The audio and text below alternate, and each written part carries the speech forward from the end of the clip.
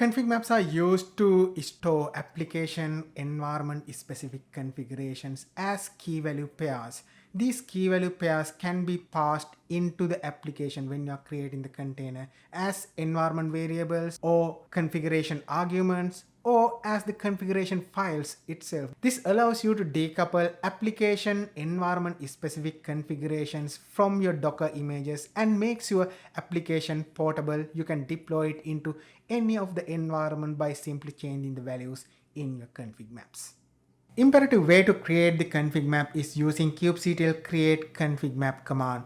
You can type kubectl create config map. Config map short form is CM. Instead of using config map, you can use CM as well. Afterwards, you can provide the config map name. Then you can provide all the key value pairs with -- from literal parameter. If you already have these parameters in a property file will look like this. It will have all the key value pairs. You can pass this property file directly into this kubectl create config map command using -- from file parameter. If your property file includes comments like this, rather than using -- from file, you can use -- from env file. In that case, all of these comments will be ignored and it will pick up all of these key value pairs correctly and then loaded into the config map that you are creating. When you want to load an entire file as the value for a key, you can use -- file and provide the key and equals the file name afterwards. When you create the config map with this notation, it will look like this. You can see entire content that you have in the file will be loaded into the key name that you have provided in the command. Rather than creating the config map, if you want to export it as a YAML file and then save it into a file, you can use try run client and -o YAML and then save it into the file. In that case, the file would look like this. And after that, if you want to edit it, you can do the editing. You can apply the changes using kubectl create -f, provide the file name, or else if you want to change an existing config map with the YAML file, you can use kubectl apply -f and the file name as well.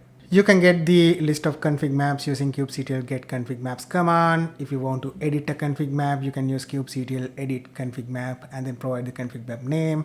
If you want to describe an config map, you can use kubectl describe config map and the config map name. Mounting a config map into the pod containers can be done in 3 ways. First option is using the env from. You can add this notation inside the container of the pod. Env from, and afterwards you can provide the config map details using config map ref, and you can provide the name of the config map. In that case, all the key value pairs that you have in this config map will be added into the container as environment variables. Environment name would be the key and the value of that environment variable would be the value.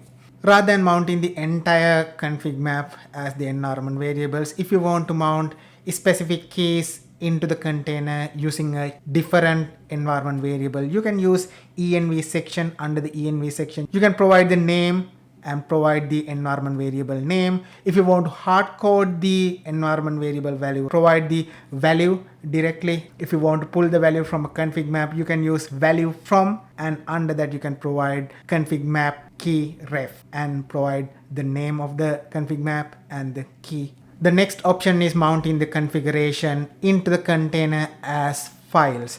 The file names would be the key names that you have provided in the config map, and the content of that file will be the value that you have provided for each key. To make this configuration, under the pod spec section, you will be adding a volume and you can provide a volume name, and afterwards you can provide the config map section and then provide the name of the config map.